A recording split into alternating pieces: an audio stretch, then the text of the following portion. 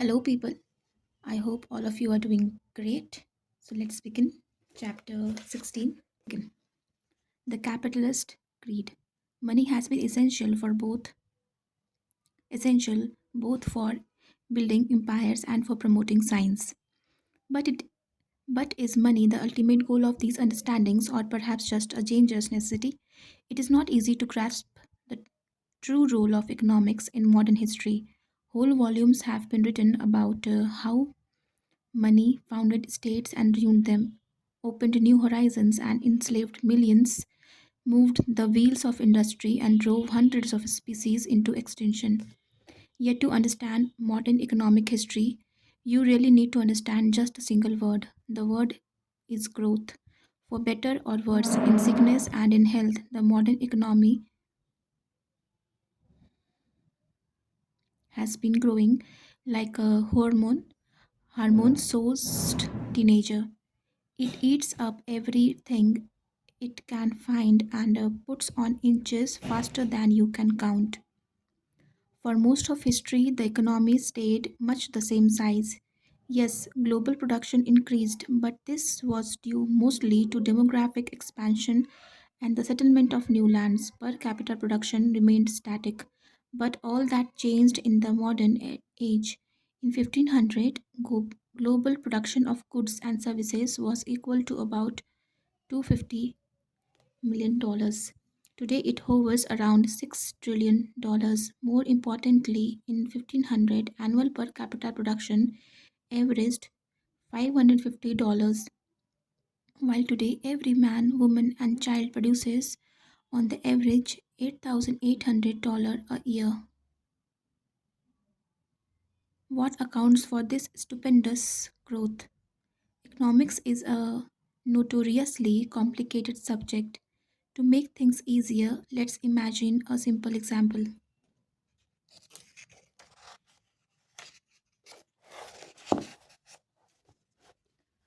Samuel Grady, a shrewd financier, founds a bank in El Dorado, California. A. Stone, an up and coming contractor in El Dorado, finishes his first big job, receiving payment in cash to the tune of $1 million.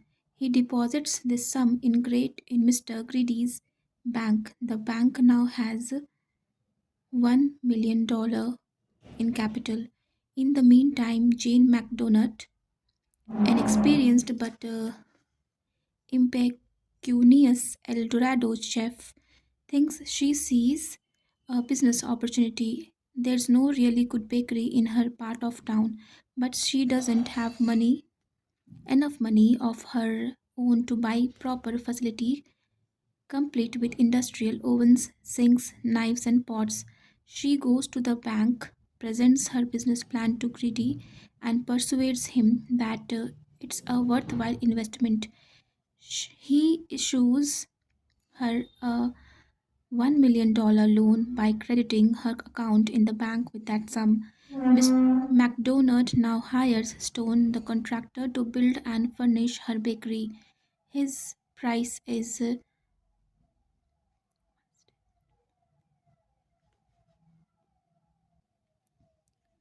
10,000 lakh dollars. When she pays him with a check drawn on her account, Stone deposits it in his account in the Greedy bank. So how much money does Stone have in his bank account? Right? $2 million. How much money, cash, is actually located in the bank's safe? Yes, $1 million. It doesn't stop there, as contractors are wont to do. 2 months into the job, Stone informs McDonald that due to unforeseen problems and expenses, the bill for constructing the bakery will actually be $2 million. Mrs. McDonald is not pleased, but she can hardly stop the job in the middle. So she pays another visit to the bank, convinces Mr. Greedy to give her an additional loan, and he puts another $1 million in her account. She transfers the money to the contractor's account. How much money does Stone have in his account now? He's got $3 million. But how much money is actually sitting in the bank? Still just $1 million. In fact, the same 1 million that's been in the bank all along. Current US banking law permits the bank to repeat its exercise 7 more times. The contractor would eventually have a $10 million in his account, even though the bank still has but $1 million in its vaults. Banks are allowed to loan $10 for every dollar they actually possess, which means that 90% of all the money in our bank accounts is not covered by actual coins and notes. If all the account holders at Barclays Bank suddenly demand their money, Barclays will promptly collapse unless the government steps in to save it. The same is true of Lloyd's, Deutsche Bank, Citibank, and all other banks in the world. It sounds like a giant Ponzi scheme, doesn't it? But if it's fraud, then the entire modern economy is a fraud. The fact is, it's not a deception, but rather a tribute to the amazing abilities of the human imagination. What enables bank, the entire economy to survive and flourish in our trust in the future. This trust is the sole backing for most of the money in the world. In the bakery example, the discrepancy between the contractor's account statement and the amount of money actually in bank is Mrs. McDonald's bakery. Mr. Greedy has put the bank's money into the asset, trusting that one day it would be profitable. The bakery hasn't baked a loaf of bread yet, but McDonald and Greedy anticipate that a year hence it will be selling thousands of loaves, rolls, cakes, and cookies each day at a handsome profit. Mrs. MacDonald will then be able to repay her loan with interest. If at that point Mr. Stone decides to withdraw his savings, Greedy will be able to come up with the cash. The entire enterprise is thus founded on trust in an imaginary future, the trust that the entrepreneur and the banker have in the bakery of their dreams, along with the contractor's trust in the future solvency of the bank. We have already seen that money is an astounding thing because it can represent myriad different objects and convert anything into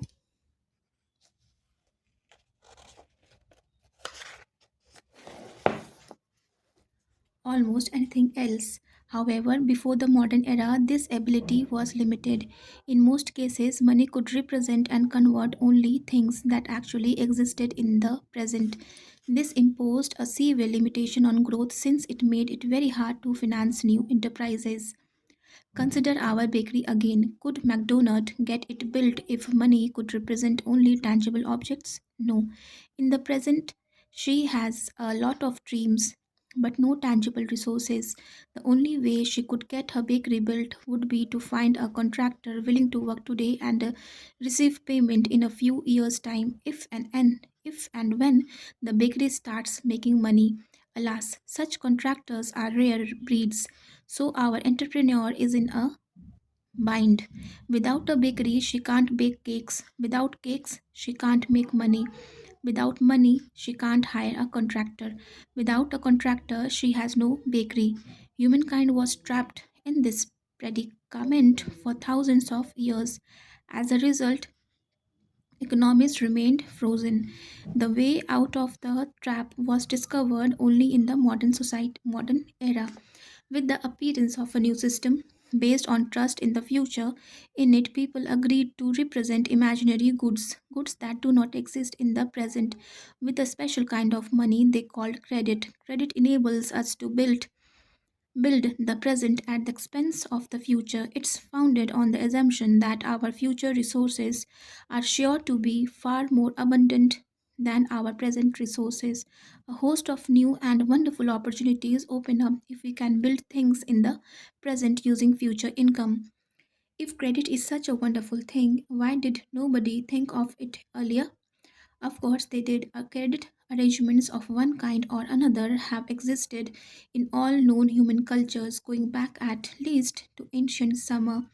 The problem in previous eras was not that no one had the idea or knew how to use it, it was that people seldom wanted to extend much credit because they didn't trust that the future would be better than present.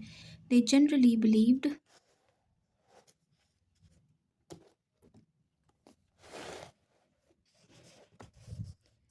that times had been better than uh, their own times and that the future would be worse or at best much the same. To put that in economic terms, they believed that the total amount of wealth was limited, if not dwindling. People therefore considered it a bad bet to assume that they personally or their kingdom or the entire world would be producing more wealth 10 years down the line. Business looked like a zero sum game. Of course, the profits of one particular bakery might rise, but only at the expense of the bakery next door. Venice might flourish, but only by improvising Genoa. The King of England might enrich himself, but only if robbing the King of France. You could cut the pie in many different ways, but it never got any bigger. That's why many cultures concluded that making bundles of money was sinful. As Jesus said, it's easier for a camel to pass through the eye of a needle than for a rich man to enter into the kingdom of God. If the pie is static and I have a big part of it, then I must have taken somebody else's slice. The rich was obliged to do penance for their evil deeds by giving some of their surplus wealth to charity. If the global pie stayed the same size, there was no margin for credit. Credit is the difference between today's pie and tomorrow's pie. If the pie stays the same, why extend credit? It would be an unacceptable risk unless you believed that the baker or king asking for your money might be able to steal a slice from a competitor. So it was hard to get a loan in the pre modern world, and when you got one, it was usually small, short term, and subject to high interest rates. Upstart entrepreneurs thus found it difficult to open new bakeries, and great kings who wanted to build palaces or wage wars had no choice but to raise the necessary funds through high taxes and tariffs. That was fine for kings as long as their subjects remained docile, but a scullery maid who had a great idea for a bakery wanted to move up in the world generally could only dream of wealth while scrubbing down the royal kitchen's floors.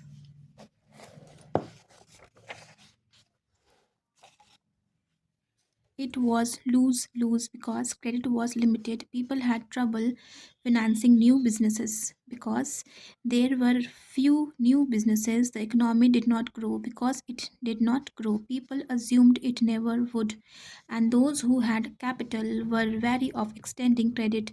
The expectation of stagnation fulfilled itself.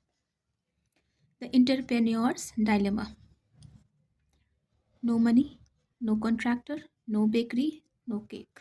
So, no money, no contractor, no bakery, no cake. The magic circle of modern economy: credit, paying contractors, new bakeries, cakes that pay back loans, trust in the future. The cycle continues. A growing pie. Then came the scientific revolution and the idea of progress. The idea of progress is built on the notion that if we admit our ignorance and invest resources in research, things can improve. This idea was soon translated into economic terms. Whoever believes in progress believes that geographical discoveries, technological inventions, and organizational developments can increase the sum total of human production, trade, and wealth. New trade routes in the Atlantic could flourish without ruining old routes in the Indian Ocean. New goods could be produced without reducing the production of old ones. For instance, one could open a new bakery specializing in chocolate cakes and croissants, right? Without causing bakeries specializing in bread to go bust. I do not know the exact pronunciation of this word. Somewhere it was given prashants. So please recheck. Everybody could everybody would simply develop new tastes and eat more. I can be wealthy without your becoming poor. I can be obese without your dying of hunger. The entire global pie can grow. Over the last 500 years, the idea of progress convinced people to put more and more trust in the future. This trust created credit. Credit brought real economic growth, and growth strengthened the trust in the future and opened the way for even more credit. It didn't happen overnight. The economy behaved more like a roller coaster than a balloon. But over the long run, with the bumps evened out, the general direction was unmistakable.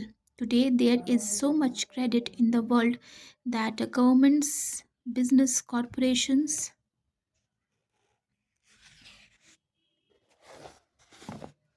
and private individuals easily obtain large, long term, and low interest loans that far exceed current income. The belief in the growing global pie eventually turned revolutionary. In 1776, the Scottish economist Adam Smith published The Wealth of Nations, probably the most important economics manifesto of all the time. In the eighth chapter of its first volume, Smith made the following novel argument. When a landlord, a weaver, or a shoemaker has greater profit than he needs to maintain his own family,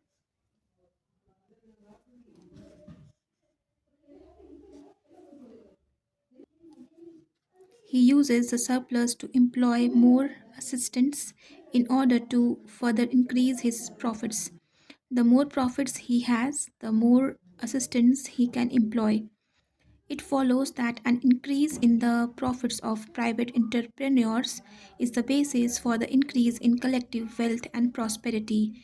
This may not strike you as very original, but we all live in a capitalist world that takes Smith's argument for granted. We hear variations on this theme every day in the news. Yes, Smith's claim that the selfish human urge to increase private profits is the basis for collective wealth is one of the most revolutionary ideas in human history. Revolutionary not just from an economic perspective, but even more so from a moral and political perspective. What Smith says is, in fact, that greed is good and that by becoming richer, I benefit everybody, not just myself. Egoism is altruism. Smith taught people to think about the economy as a win-win situation in which in which my profits are also your profits. Not only can we both enjoy a bigger slice of pie at the same time, but the increase in your slice depends upon the increase in my slice. If I am poor, you too will be a poor. Since I cannot buy your products or services, if I am rich, you too will be enriched since you can now sell me something. Smith denied the traditional contradiction between wealth and morality and threw open the gates of heaven for the rich. Being rich meant being moral.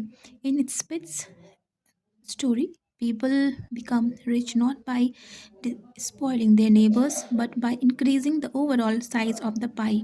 And when the pie grows, everyone benefits. The rich are accordingly the most useful and benevolent people in society because they turn the wheels of growth for everyone's advantage.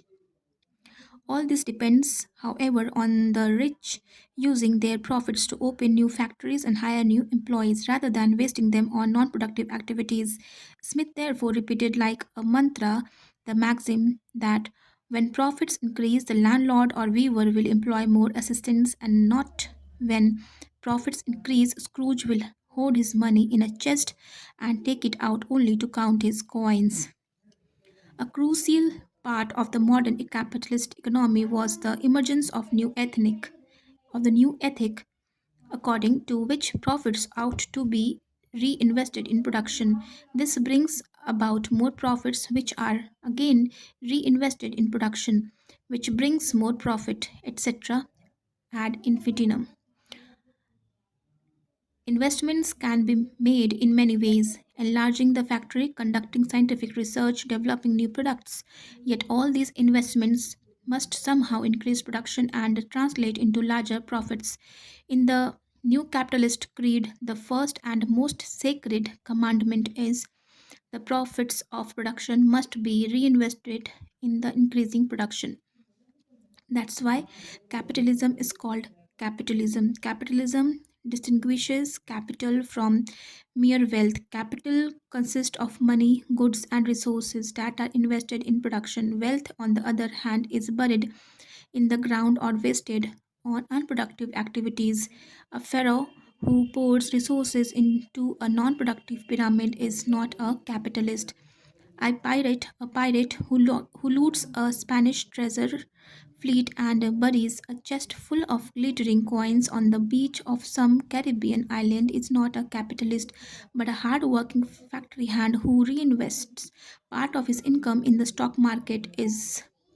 The idea that profit of production must be reinvested in increasing production sounds trivial, yet it was alien to most people throughout history.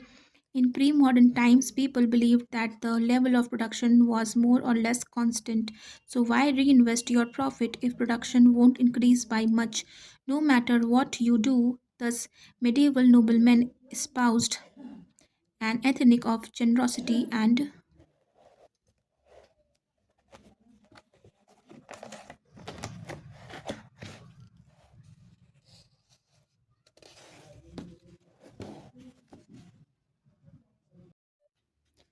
conspicuous consumption. They spent their revenues on tournaments, banquets, palaces, and wars, and on charity and monumental cathedrals. Few tried to reinvest profits in increasing their manners output, developing better kinds of wheat, or looking for new markets. In the modern era, the nobility has been overtaken by a new elite whose members are true believers in the capitalist creed. The new capitalist elite is made up not of dukes and marquises but of board chairmen, stock traders, and industrialists. These magnates are far richer than the medieval nobility, but they are far less interested in extravagant consumption, and they spend a much smaller part of their profits on non-productive activities. Medieval noblemen wore colorful robes of gold and silk and devoted much of their time in attending banquets, carnivals, and glamorous tournaments. In comparison, modern CEOs don dreary uniforms called suits that afford them all the panache of a flock of crows, and they have little time for festivities. The typical venture capitalist rushes from one business meeting to another, trying to figure out where to invest his capital and following the ups and downs of the stocks and bonds he owns. True, his suits might be Versace and he might get to travel in a private jet, but these expenses are nothing compared to what he invests in increasing human production. It's not just Versace clad business muggles who invest to increase. It's not just Versace clad business moguls who invest to increase productivity. Ordinary folk and government agencies think along similar lines. How many conversations in modest neighborhoods sooner or later bogged down in interminable debate about whether it is better to invest one's saving in the stock market, bonds, or property. Governments too strive to invest their tax revenues in productive enterprise that will increase future income. For example, building a new port could make it easier for factories to export their products, in, enabling them to make more taxable income, thereby increasing the government's future revenues. Another government might prefer to invest in education on the grounds that educated people form the basis for the lucrative high tech industries, which pay lots of taxes without needing extensive port facilities. Capitalism began as a theory about how the economy functions. It was both descriptive and prescriptive.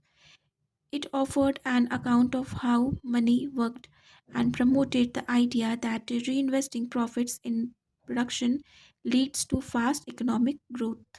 But capitalism gradually became far more than just an economic doctrine. It now encompasses an ethnic an ethic, a set of teachings about how people should behave, educate their children, and even think. Its principal tenet is that economic growth is the supreme good, or at least a proxy for the supreme good, because justice, freedom, and even happiness all depend on economic growth. Ask a capitalist how to bring justice and political freedom to a place like Zimbabwe or Afghanistan, and you are likely to get a lecture on how economic affluence and a thriving middle class are essential for stable democratic institutions, and about the need, therefore, to inculcate Afghan tribesmen in the value of a free enterprise, thrift, and self reliance. This new religion has had a decisive influence on the development of modern science, too. Scientific research is usually funded by either governments or private businesses. When capitalist governments and business consider investing in a particular scientific project, the first questions are usually, will this project enable us to increase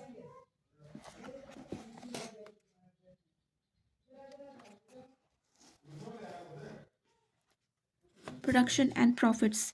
Will it produce economic growth? A project that can't clear these hurdles has little chance of finding a sponsor. No history of modern science can leave capitalism out of the picture. Conversely, the history of capitalism is unintelligible without taking science into account. Capitalism's belief in perpetual economic growth flies in the face of almost everything we know about the universe. A society of wolves would be extremely foolish to believe that the supply of sheep would keep on growing indefinitely. The human economy has nevertheless managed to keep on growing throughout the modern era, thanks only to the fact that scientists come up with another discovery or gadget every few years, such as the continent of America, the internal combustion engine, or genetically engineered ship. Banks and governments print money, but ultimately it is the scientists who foot the bill. Over the last few years, banks and governments have been frenziedly printing money. Everybody is terrified that the current economic crisis may stop the growth of the economy. So they are creating trillions of dollars, euros, and yen out of thin air, pumping cheap credit into the system, and hoping that the scientists, technicians, and engineers will manage to come up with something really big before the bubble bursts. Everything depends on the people in the labs. New discoveries in fields such as biotechnology and nanotechnology could create entire new industries. Those profits could back the trillions of make believe money that the banks and governments have created since 2008. If the labs do not fulfill these expectations before the bubble burst, we are heading towards very rough times. Columbus searches for an investor. Capitalism played a decisive role not only in the rise of modern science but also in the emergence of European imperialism. And it was European imperialism that created the capitalist credit system in the first place. Of course, credit was not invented in modern Europe. It existed in almost all agricultural societies, and in the early modern period, the emergence of European capitalism was closely linked to economic developments in Asia. Remember, to that lit to that until the late 18th century, Asia was the world's economic powerhouse, meaning that Europeans had far less capital at their disposal than the Chinese, Muslims, or Indians. However, in the socio-political systems of China, India, and the Muslim world, credit played only a secondary role. Merchants and bankers in the markets of Istanbul, Isfahan, Delhi, and Beijing may have thought along capitalist lines, but the kings and generals in the palaces and forts tended to despise merchants and mercantile thinking.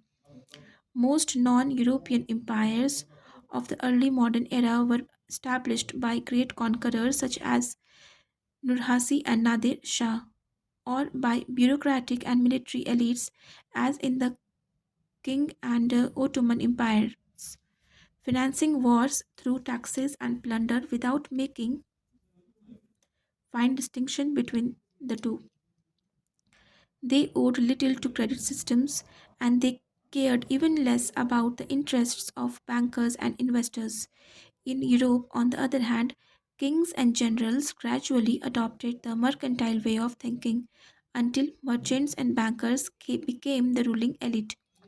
The European conquest of the world was increasingly financed through credit rather than taxes and was increasingly directed by capitalists who, whose main ambition was to receive maximum returns on their investments. The empires built by bankers and merchants in frock coats and top hats defeated the empires built by kings and noblemen in gold clothes, and shining armor.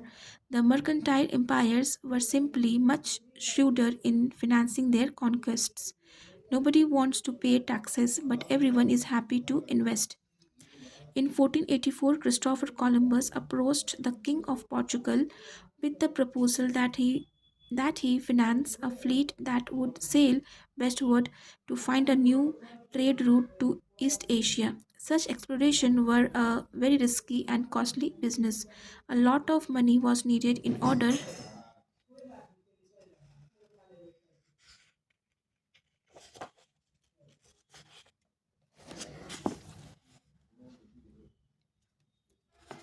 to build ships, buy supplies, and pay sailors and soldiers. And there was no guarantee that the investment would yield a return. The King of Portugal declined. Like a present day startup entrepreneur, Columbus did not give up. He pitched his idea to other potential investors in Italy, France, England, and again in Portugal. Each time he was rejected, he then tried his luck with Ferdinand and Isabella, rulers of newly united Spain. He took on some experienced lobbyists, and with their help, he managed to convince Queen Isabella to invest. As every school child knows, Isabella hit the jackpot. Columbus' discoveries enabled the Spaniards to conquer America, where they established gold and silver mines as well as sugar and tobacco plantations that enriched the Spanish kings, bankers, and merchants beyond their wildest dreams. 100 years later, princes and bankers were willing to extend far more credit to Columbus' successors, and they had more capital at their disposal thanks to the treasures reaped from America. Equally important, princes and bankers had far more trust in the potential of exploration and were more willing to part with their money. This was the magic circle of imperial capitalism. Credit financed new discoveries. Discoveries led to colonies. Colonies provided profits. Profits built trust, and trust translated into more credit. Nurhasi and Nadir Shah ran out of fuel after a few thousand kilometers. Capitalist entrepreneurs only increase their financial momentum from conquer to conquest. But these expeditions remained chancy affairs, so credit markets nevertheless remained quite cautious. Many expeditions returned to Europe empty handed, having discovered nothing of value. The English, for instance, wasted a lot of capital in fruitless attempts to discover a northwestern passage to Asia through the Arctic. Many other expeditions did not return at all. Ships hit icebergs, foundered in tropical storms, or fell victim to pirates. In order to increase the number of potential investors and reduce the risk they incurred, Europeans turned to limited liability joint stock companies instead of a single investor, betting all his money on a single rickety ship. The joint stock company collected money from a large number of investors, each risking only a small portion of his capital. The risks were thereby curtailed, but no cap was placed on the profits. Even a small investment in the right ship could turn you into a millionaire. Decade by decade, Western Europe witnessed the development of a sophisticated financial system that could raise large amounts of credit on short notice and put it at the disposal of private entrepreneurs and governments. This system could finance explorations and conquest far more efficiently than any kingdom or empire. The newfound power of credit can be seen in the bitter struggle between Spain and the Netherlands. In the 16th century, Spain was the most powerful state in Europe, holding sway over a vast global empire. It ruled much of Europe, huge chunks of North and South America, the Philippine Islands, and a string of bases. Decade by decade, Western Europe witnessed the development of a sophisticated financial system that could raise large amounts of credit on short notice and put it at disposal of private entrepreneurs and governments. This system could finance explorations and conquest far more efficiently than any kingdom or empire. The newfound power of credit can be seen in the bitter struggle between Spain and the Netherlands. In the 16th century, Spain was the most powerful state in Europe, holding sway over a vast global empire. It ruled much of Europe, huge chunks of North and the coasts of Africa and Asia. Every year, fleets heavy with American and Asian treasures returned to the ports of Seville and Cadiz. The Netherlands was a small and windy swamp, devoid of natural resources, a small corner of the King of Spain's dominions. In 1568, the Dutch, who were mainly Protestant, revolted against their Catholic Spanish overlord. At first, the rebels seemed to play the role of Don Quixote, courageously tilting at invincible windmills. Yet within 80 years, the Dutch had not only secured their independence from Spain but had managed to replace the Spaniards and their Portuguese allies as masters of ocean highways, build a global Dutch empire, and become the richest state in Europe. The secret of Dutch success was credit. The Dutch burghers, who had little taste of combat on land, hired mercenary armies to fight the Spanish for them. The Dutch themselves, meanwhile, took to the sea in ever larger fleets. Mercenary armies and cannon brandishing fleets cost a fortune, but the Dutch were able to finance their military expeditions more easily than the mighty Spanish Empire because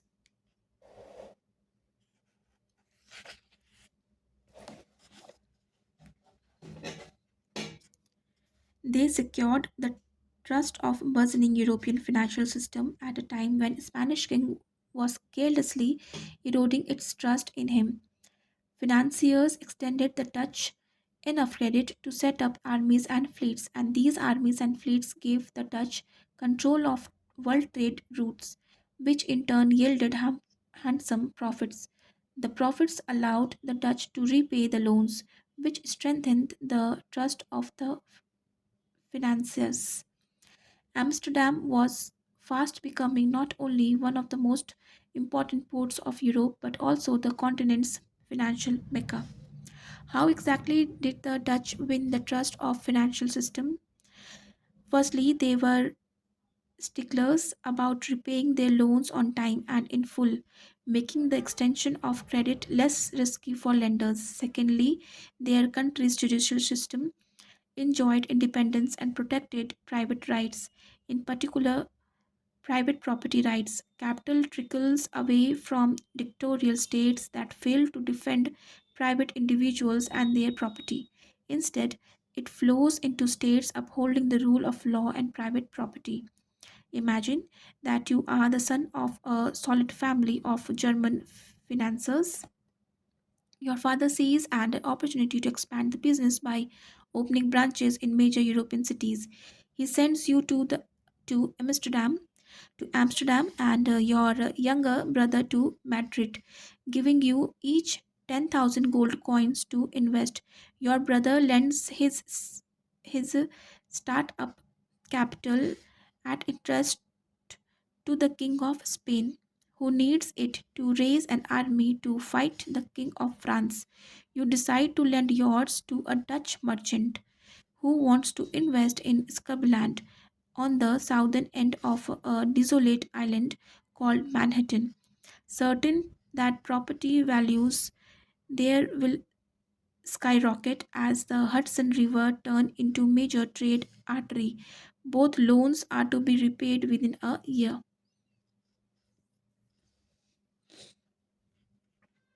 The year passes. The Dutch merchant sells the land he's bought at a handsome markup and repays your money with the interest he promised. Your father is pleased, but your little brother in Madrid is getting nervous. The war with France ended well for the king of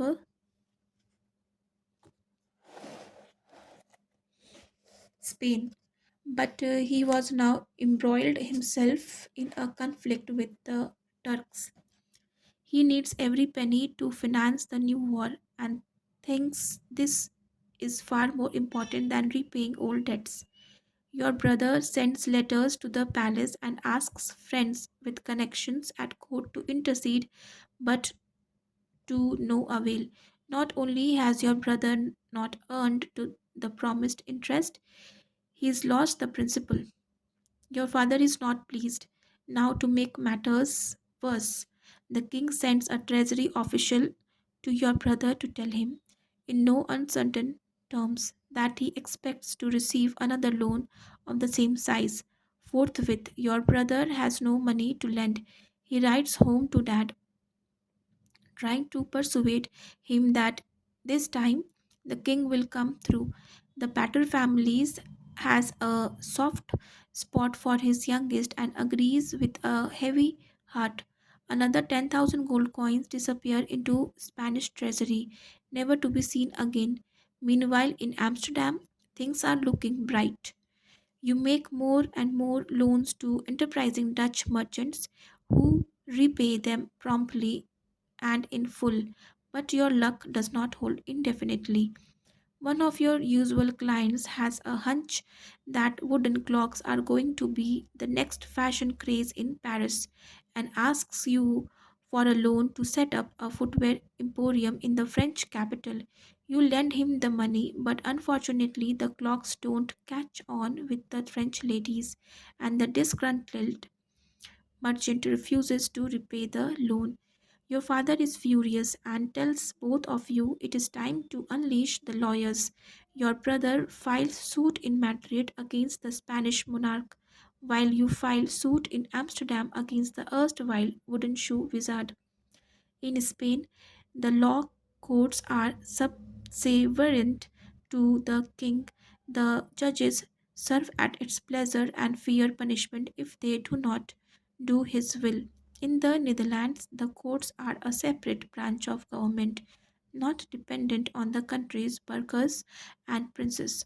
The court in Madrid throws out your brother's suit, while the court in Amsterdam finds in your favor and puts a lion puts a lien on the clock merchant's assets to force him to pay up. Your father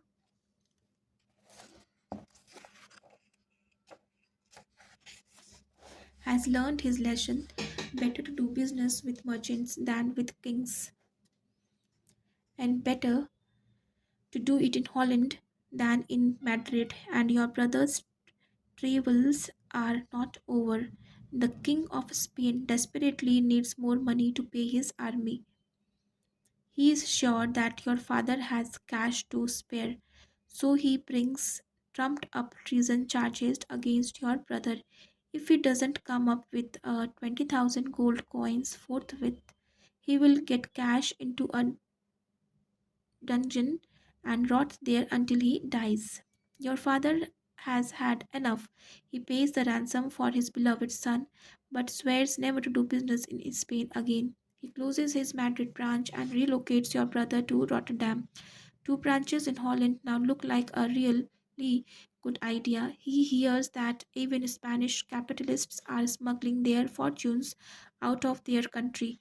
They too realize that if they want to keep their money and use it to gain more wealth, they are better off investing it where the rule of law prevails and where private property is respected in the Netherlands, for example. In such ways, in such ways, did the King of Spain squander the trust of investors at the same time that Dutch merchants gained their confidence. And it was the Dutch merchants, not the Dutch state, who built Dutch empire. The King of Spain kept on trying to finance and maintain his conquests by raising unpopular taxes from disgruntled populace. The Dutch merchants financed conquest by getting loans and increasingly also by selling shares in their companies that entitled their holders to receive a portion of the company's profits. Cautious investors who would never have given their money to the King of Spain and who would have thought twice before extending credit to the Dutch government happily invested fortunes in the Dutch joint stock companies that were the mainstay of the new empire. If you thought a company was going to make a big profit for it had already sold all his all its shares. You could buy some from people who owned them, probably for a higher price than they originally paid. If you bought shares and later discovered that the company was in dire straits, you could try to unload your stock for a lower price. The resulting trade in company shares led to the establishment in most major European cities of stock exchanges, places where the shares of companies were traded. The most famous Dutch joint stock company, the Verenigde Oostindische Company, Campa- Compagnie, or VOC for short, was chartered in 1602. Just as the Dutch were throwing off Spanish rule and the boom of Spanish artillery could still be heard not far from Amsterdam ramparts.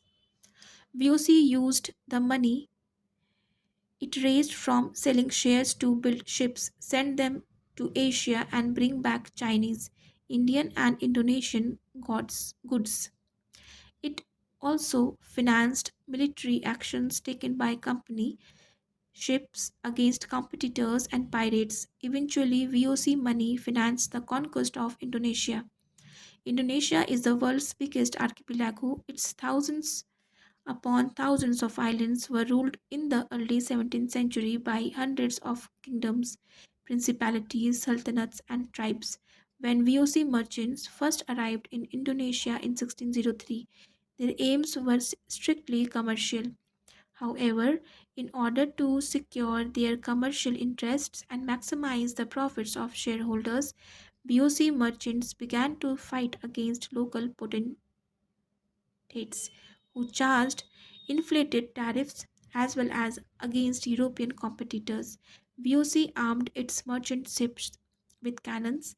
It recruited European, Japanese, Indian, and Indonesian mercenaries, and it built forts and conducted full scale battles and sieges.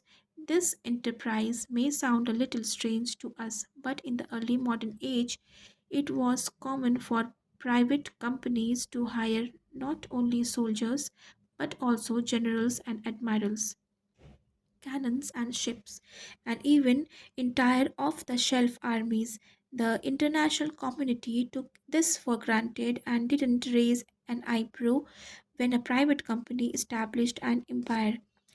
Island after island fell to VOC mercenaries, and a large part of Indonesia became a VOC colony. VOC ruled Indonesia for close to 200 years. Only in 1800 did the Dutch state assume control of Indonesia, making it a Dutch national colony for the following 150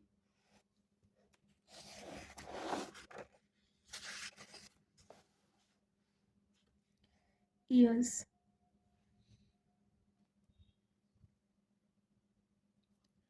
Today, some people warn that 21st century corporations are accumulating too much power.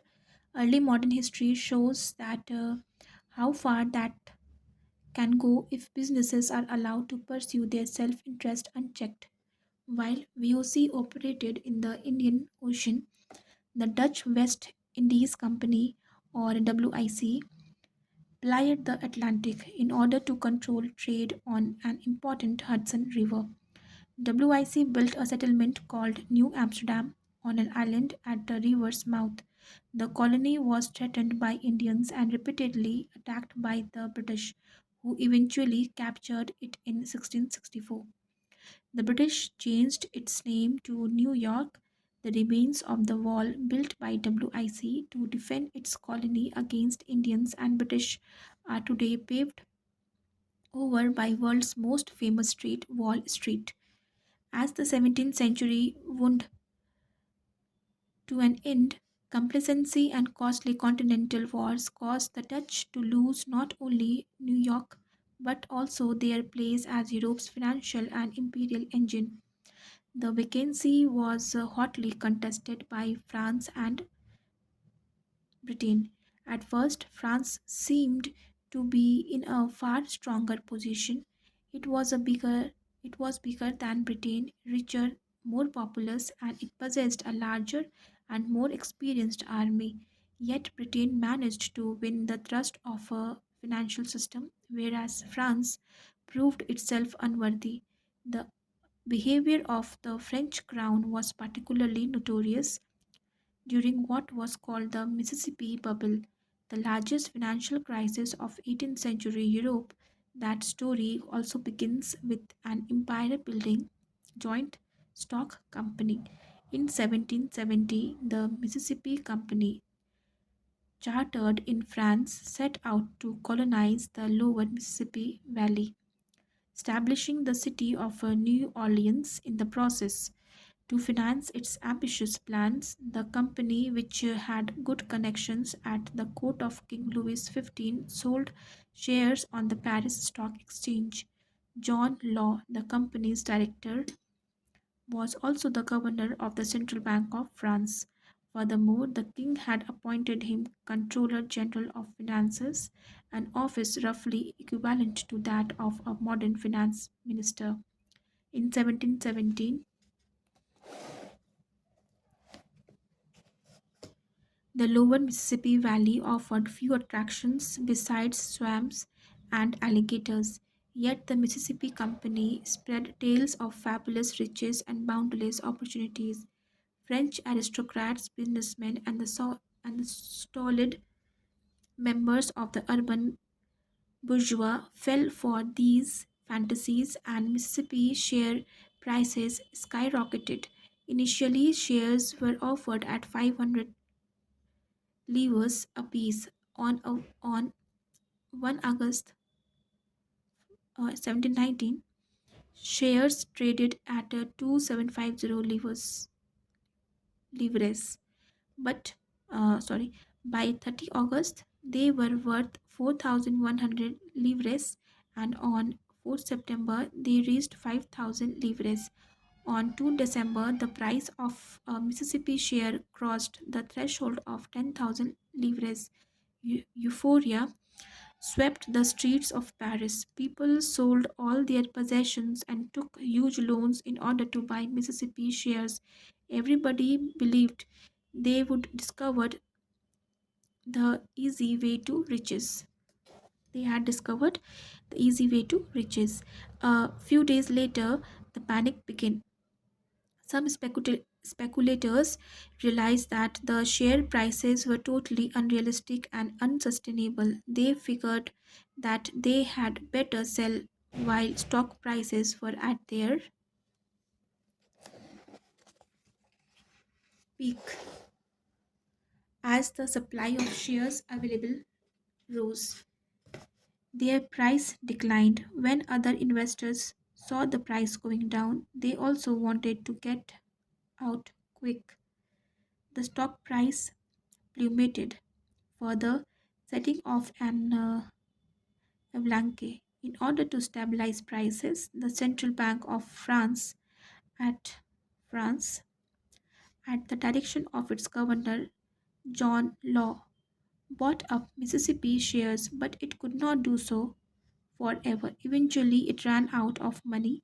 When this happened, the Controller General of Finances, the same John Law, authorized the printing of more money in order to buy additional shares. This placed the entire French financial system inside the bubble, and not even this financial wizardry could save the day. The price of Mississippi share dropped from 10,000 livres back to 1,000 livres and then collapsed completely. The share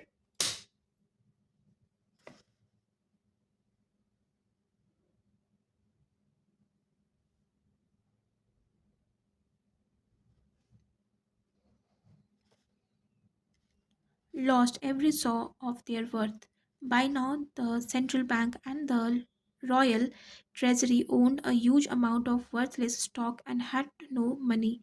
The big speculators emerged largely unscathed. They had sold in time. Small investors lost everything, and many committed suicide. The Mississippi bubble was one of history's most spectacular financial crashes. The Royal French financial system never recuperated fully from the blow. The way in which the Mississippi Company used its political clout to manipulate share prices and fuel the buying frenzy caused the public to lose faith in the French banking system and in the financial wisdom of French King Louis XV found it more and more difficult to raise credit. This became one of the chief reasons that the overseas French Empire fell into British hands. While the British could borrow money easily and at low interest rates, France had difficulties securing loans and had to pay high interest on them. In order to finance his growing debts, the King of France borrowed more and more money at higher and higher interest rates. Eventually, in 1780s, Louis XVI, who had ascended to the throne on his grandfather's death, realized that half his annual budget was tied to servicing the interest of on his loans and that he was heading towards bankruptcy. Reluctantly, in 1789, Louis XVI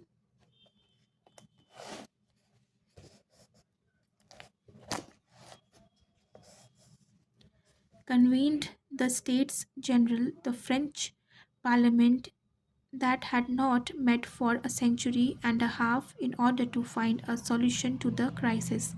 Thus began the French Revolution. While the French overseas empire was crumbling, the British Empire was expanding rapidly, like the Dutch Empire before it. The British Empire was established and run largely by private joint stock companies based in the London Stock Exchange. The first stock companies, the first English settlements in North America were established in the early 17th century by joint stock companies such as London Company, the Plymouth Company, the Dorchester Company, and the Massachusetts Company. The Indian subcontinent too was conquered not by British state but by the mercenary army of British East India Company.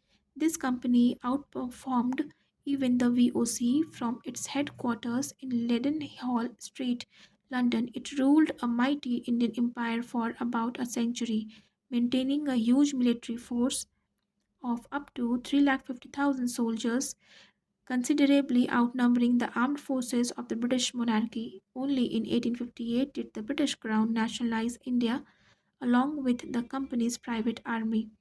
Napoleon made fun of British, calling them a nation of shopkeepers.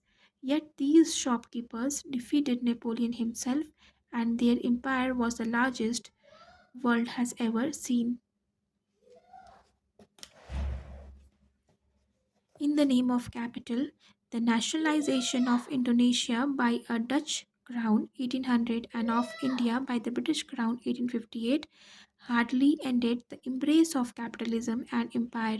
On the contrary, the connection only grew stronger during 19th century. Joint stock companies no longer needed to establish and govern private colonies. Their managers and large shareholders now pulled the strings of power in London, Amsterdam, and Paris, and they could count on the state to look after their interests. As Marx and other social critics quipped, Western governments were becoming a capitalist trade union. The most notorious example of how governments did the bidding of big money was the first Opium War, fought between Britain and China. In the first half of 19th century, the British East India Company and sundry British business people made fortunes by exporting drugs, particularly opium, to China. Millions of Chinese became addicts, de- debilitating the country both economically and socially. In the late 1830s, the Chinese government issued a ban on drug trafficking, but British drug merchants simply ignored the law. Chinese authorities began to confiscate and destroy drug cargoes. The drug cartels had close connections in Westminster and Downing Street.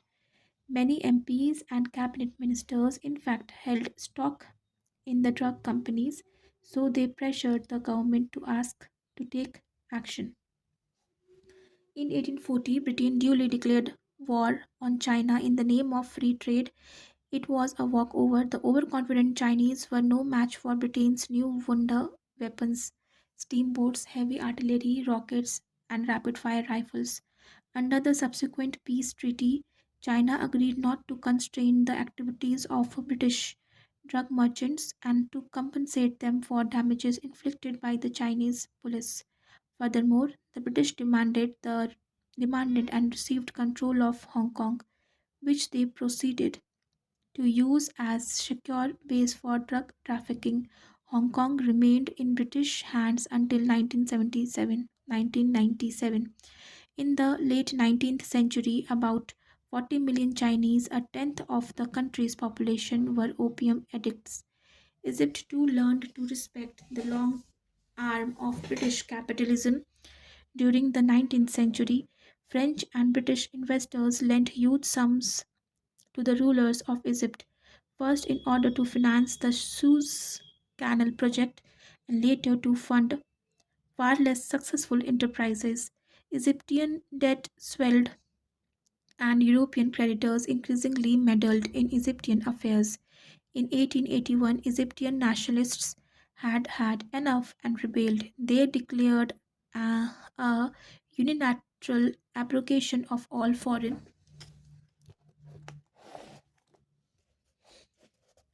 debt. Queen Victoria was not amused. A year later, she dispatched her army and navy to the Nile, and Egypt remained a British protectorate until the Second World War. These were hardly the only wars fought in the interests of investors. In fact, war itself could become a commodity just like opium. In 1821, the Greeks rebelled against the Ottoman Empire. The uprising aroused great sympathy in liberal and romantic circles in Britain. Lord Byron, the poet, even went to Greece to fight alongside the insurgents. But London financiers saw an opportunity as well. They proposed to the rebel leaders the issue of tradable Greek rebellion bonds on the London Stock Exchange. The Greeks would promise to repay the bonds plus interest if and when they won their independence. Private investors bought bonds to make a profit or out of sympathy for Greek cause or both. The value of Greek rebellion bonds rose and fell on the London Stock Exchange in tempo with military successes and failures on the battlefields of Hellas. The Turks gradually gained the upper hand with the rebel defeat imminent. The bondholders faced the prospect of losing their trousers. The bondholders' interest was the national interest. So,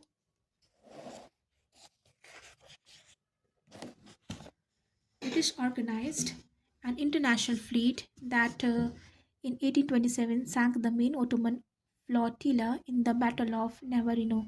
After centuries of subjugation, Greece was finally free, but freedom came with huge debt that the new country had no way of repaying.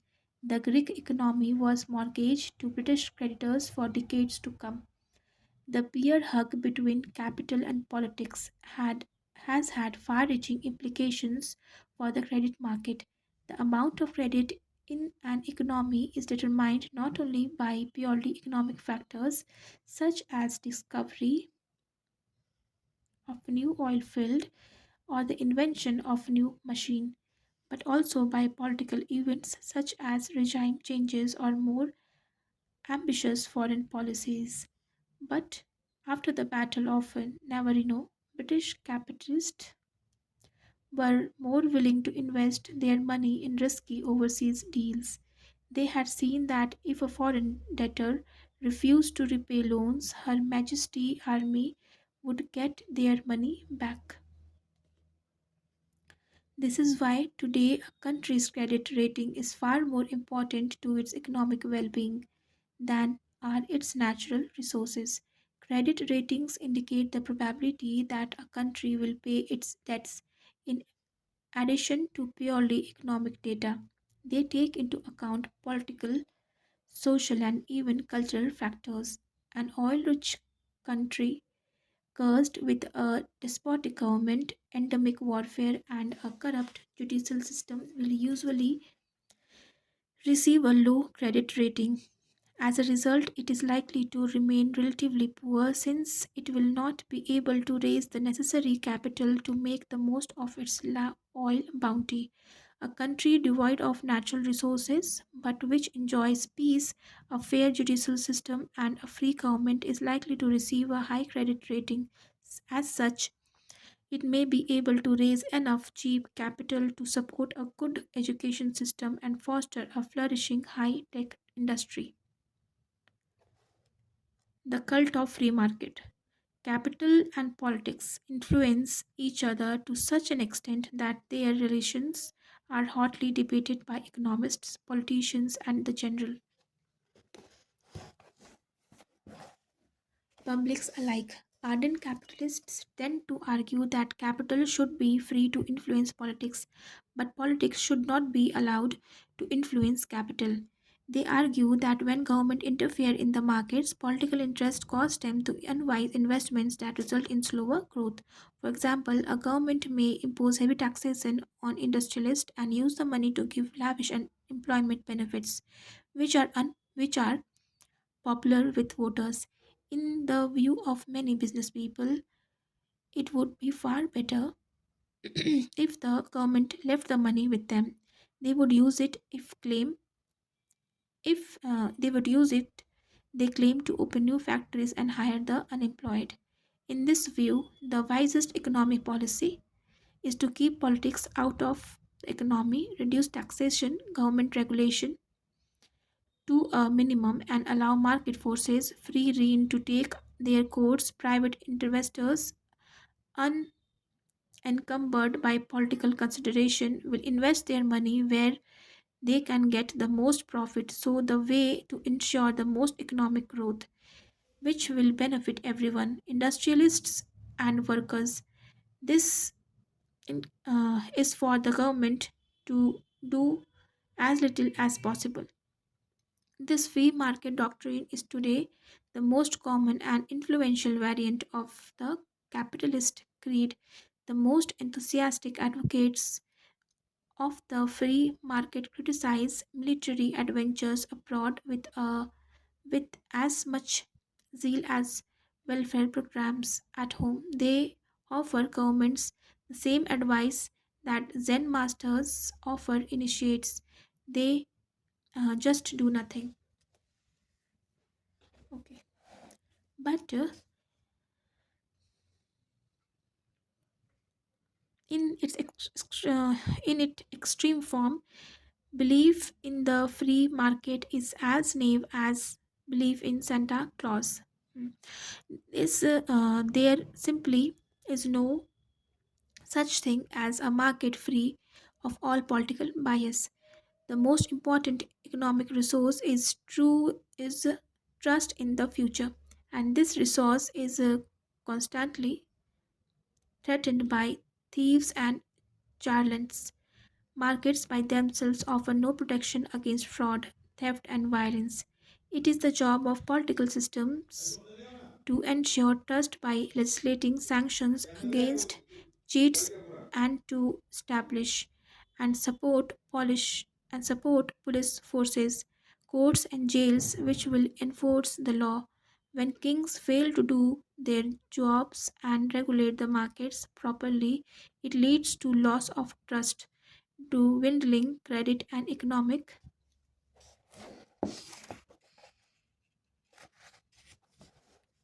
depression. That was the lesson taught by the Mississippi bubble of 1719, and anyone who forgot it was reminded by the US housing bubble of 2007 and the ensuing credit crunch and recession. The capitalistic the capitalist hell. There is an even more fundamental reason why it's dangerous to give markets a completely free rein. Adam Smith thought that the shoemaker would use his surplus to employ more assistants. This implies that egoistic greed is beneficial for all, since profits were utilized to expand production and hire more employees. Yet, what happens if the greedy shoemaker increases his profits by paying employees less and increasing their work hours? The standard answer is that the free market would protect the employees. If our shoemaker pays too little and demands too much, the best employees would naturally abandon him and go to work for his competitors. The tyrant shoemaker would find himself left with the worst laborers or with no laborers at all. He would have to mend his waist or go out of business. His own greed would compel him to treat his employees well. This sounds bulletproof in theory, but in practice, the bullets get through all too easily in a completely free market, unsupervised by kings and priests.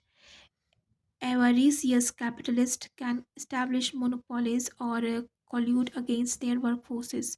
If there is a single corporation controlling all shoe factories in a country, or if all factory owners conspire to reduce wages simultaneously, then the laborers are no longer able to protect themselves by switching jobs. Even worse, greedy bosses might curtail the workers' freedom of movement through debt, peonage, or slavery. At the end of the Middle Ages, slavery was almost unknown in the Christian Europe. During the early modern period, the rise of European capitalism went hand in hand with the rise of Atlantic slave trade. Unrestrained market forces rather than tyrannical kings or racist ideologues were responsible for this calamity. When the Europeans conquered America, they opened gold and silver mines and established sugar, tobacco, and cotton plantations.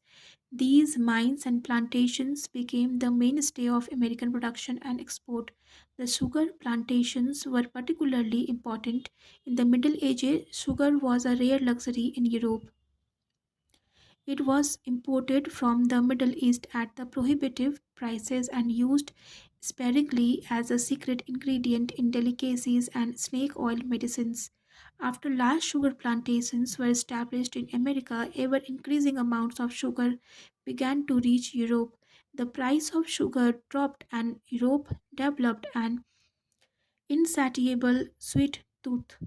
Entrepreneurs met this need by producing huge quantities of sweets, cakes, cookies, chocolate, candy, and sweetened beverages such as cocoa, coffee, and tea. The annual sugar intake of the average Englishman rose from near zero in the early 17th century to around 8 kilograms in the early 19th century. However, growing cane and extracting its sugar was a labor intensive business. Few people wanted to work long hours in malaria infested sugar fields under a tropical sun. Contract laborers would have produced a commodity too expensive for mass consumption, sensitive to market forces, and greedy for profits and economic growth.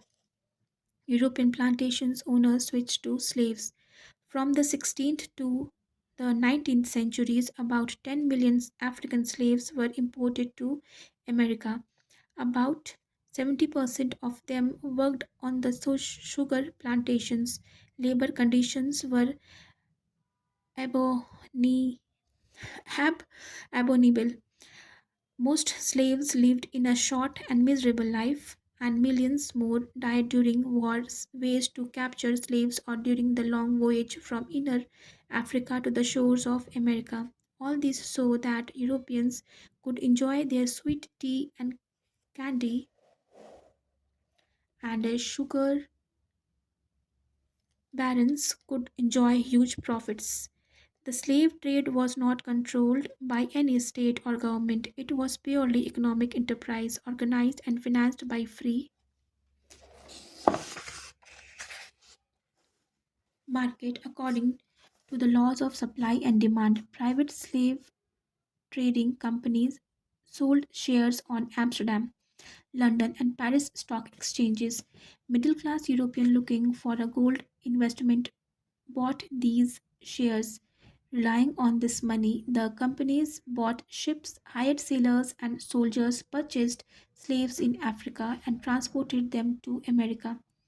There, they sold the slaves to the plantation owners, using the proceeds to purchase plantation products such as sugar, cocoa, coffee, tobacco, cotton, and rum. They returned to Europe, sold the sugar and cotton for good price, and then sailed to Africa to begin another round. The shareholders were very pleased with this arrangement. Throughout the 18th century, the yield on the slave trade investments were about 6% a year. They were extremely profitable, as any modern consultant would be quick to admit. This is the fly in the ointment of free market capitalism. It cannot ensure that the profits are gained in fair way or distributed in a fair manner. On the contrary, the craving to increase profits and production blinds people to anything that might stand in the way. When growth becomes a supreme good, unrestricted by any other ethical consideration, it can easily lead to catastrophe. Some religions, such as Christianity and Nazism, have killed millions out of burning hatred. Capitalism has killed millions out of cold indifference coupled with greed.